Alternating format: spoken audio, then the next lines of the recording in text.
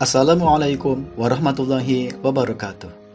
Shalom, Om Swastiastu, Nama Budaya, Salam Kebajikan. Perkenalkan, nama saya Denny Adnan, Angkatan 104 Kelompok 3, Jabatan Pengendali Dampak Lingkungan, Dinas Lingkungan Hidup, Kabupaten Lebak, Provinsi Banten. Di sini saya akan mempresentasikan terkait identifikasi isu di instansi, yaitu pada tugas agenda 3 hari kedua Pelatihan Dasar CPNS tahun 2023. Isu yang diangkat ada 5, yaitu pertama, belum sesuainya pelaksanaan kegiatan sampling air reguler sebagai pemenuhan data indeks kualitas air atau IKA Kabupaten Lebak untuk mendukung data pada indeks kualitas lingkungan hidup atau IKLH dan di tingkat nasional, dan sebagai pengambilan kebijakan perlindungan dan pengelolaan lingkungan hidup. Yang kedua, belum maksimalnya pengentasan lahan kritis di Kabupaten Lebak pada kegiatan pencegahan, pencemaran, dan kerusakan lingkungan hidup. Yang ketiga, belum optimalnya kegiatan program Kampung Iklim atau Proklim tahun 2023. Yang keempat yaitu manajemen pengelolaan dokumen dan pengarsipan yang belum terinventarisir secara baik dan belum mengoptimalkan media digital. Yang kelima yaitu rendahnya SDM terkait pemahaman dan pengimplementasian tugas serta pokok fungsi di lingkup kerja instansi. Selanjutnya yaitu isu yang pertama yang diangkat adalah belum sesuainya pelaksanaan kegiatan sampling air reguler sebagai pemenuhan data indeks kualitas atau IKA Kabupaten Lebak untuk mendukung data pada indeks kualitas lingkungan hidup atau IKLH tingkat nasional dan sebagai pengambilan kebijakan perlindungan dan pengelolaan lingkungan hidup. Fakta dan bukti yang mendukung adanya isu ini adalah adanya peraturan SNI terbaru, baik itu pengambilan contoh uji secara fisika dan kimia maupun mikrobiologi yang dapat dilihat pada gambar di samping. Kemudian dengan adanya isu ini, maka dampak yang ditimbulkan adalah data kualitas sungai anomali atau tidak representatif. Kemudian yang kedua, tidak dapat dijadikan sebagai pertanggungjawaban kepada publik terkait pencapaian target kinerja program perlindungan dan pengelolaan lingkungan hidup. Kemudian, pihak yang terdampak adalah masyarakat sekitar lokasi yang memanfaatkan air sungai tersebut untuk kegiatan sehari-hari, untuk mandi, MCK, dan sebagainya, karena tidak mengetahui informasi terkait kualitas air sungai tersebut. Kemudian, dampak yang kedua yaitu pemerintah daerah dalam hal ini sebagai pelaksana kebijakan dalam perlindungan dan pengelolaan lingkungan hidup karena tidak ada data yang representatif atau data bersifat anomali. Kemudian, isu yang kedua yang telah diidentifikasi yaitu belum maksimalnya pengentasan lahan kritis di Kabupaten Lebak pada kegiatan pencegahan, pencemaran, dan kerusakan lingkungan hidup.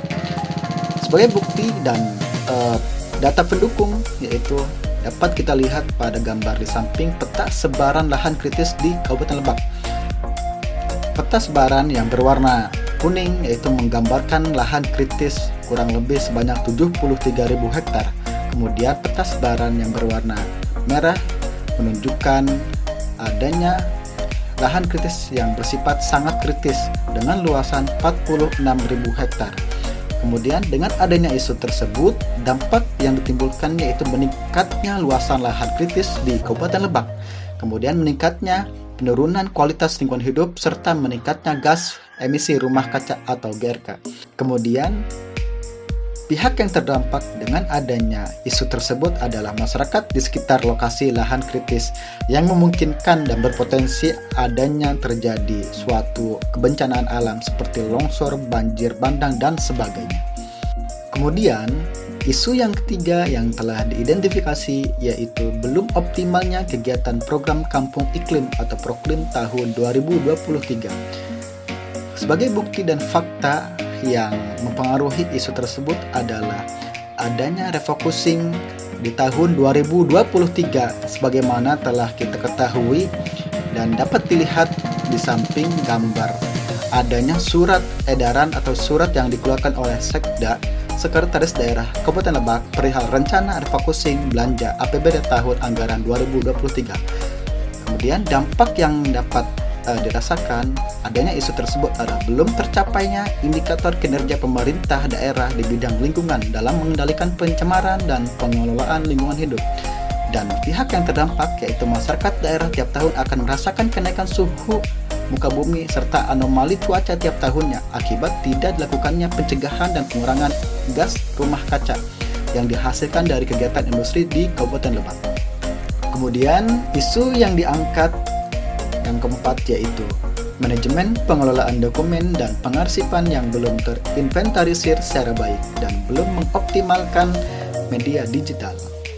Sebagai data pendukung dan fakta dari isu ini adalah dapat kita lihat dari gambar di samping, yaitu masih banyak atau dokumen-dokumen pengarsipan yang diletakkan di atas meja.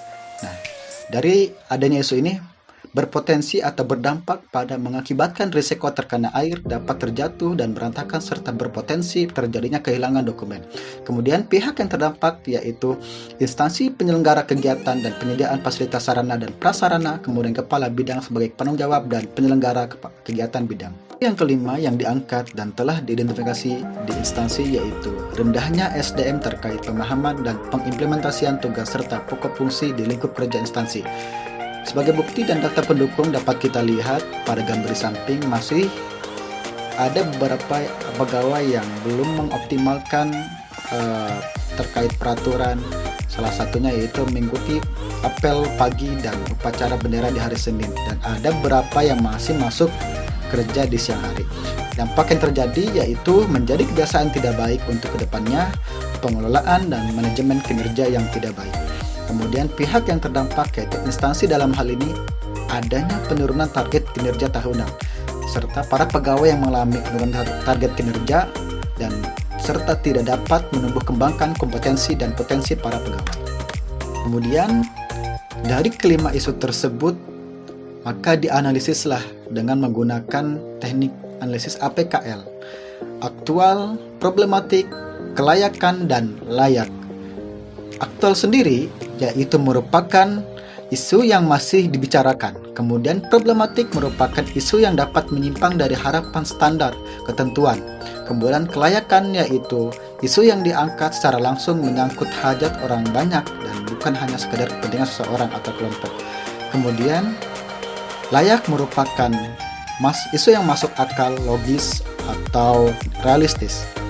Nah, dari kelima isu tersebut ditetapkanlah sesuai perankingan, yaitu poin pertama, belum sesuainya pelaksanaan kegiatan sampling air reguler sebagai pemenuhan data indeks kualitas IKA Kabupaten Lebak untuk mendukung data indeks kualitas lingkungan hidup IKLH tingkat nasional dan sebagai pengambilan kebijakan perlindungan dan pengelolaan lingkungan hidup, di mana dengan total nilai APKL yaitu sebanyak 20. Kemudian analisis fishbone, di mana ada beberapa penyebab yang mengakibatkan terjadinya suatu isu pada isu yang pertama. Dan dari isu yang telah ditentukan dan menjadi prioritas utama, kemudian dilakukan analisis fishbone untuk mengetahui penyebab-penyebab adanya isu tersebut menjadi prioritas utama, yaitu penyebabnya adalah dari sektor lingkungan, di mana terbatasnya jarak dan waktu, kemudian terbatasnya kegiatan karena cuaca hujan, kemudian pada aspek manusia yaitu jumlah SDM tidak sebanding dengan pekerjaan, kemudian kurangnya pemahaman PJ usaha atau kegiatan mengenai peraturan dan atau kebijakan. Kemudian pada aspek metode pelaksanaan yaitu belum adanya penyesuaian langkah kerja dan belum update-nya terhadap peraturan baru. Kemudian dari aspek sistem, layanan konsultasi belum terselenggara secara efektif dan efisien, kemudian merupakan peraturan SNI terbaru dalam pelaksanaan kegiatan sampling.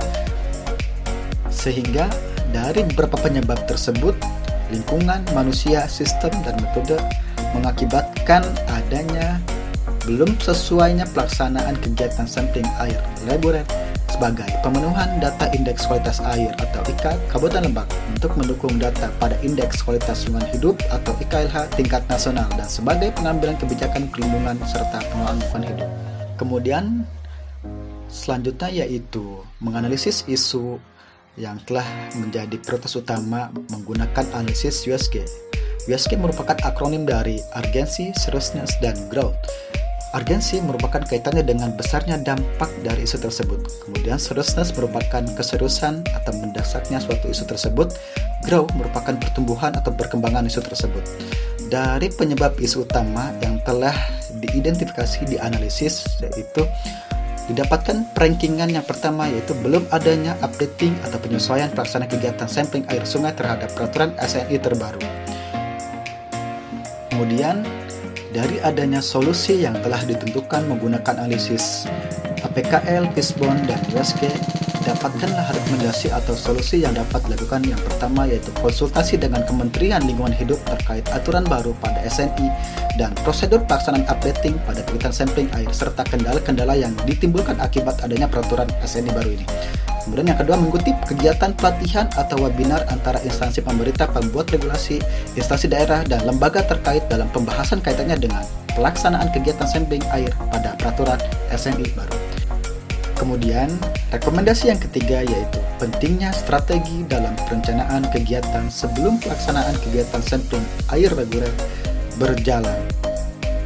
Terima kasih atas perhatiannya. Assalamualaikum warahmatullahi wabarakatuh.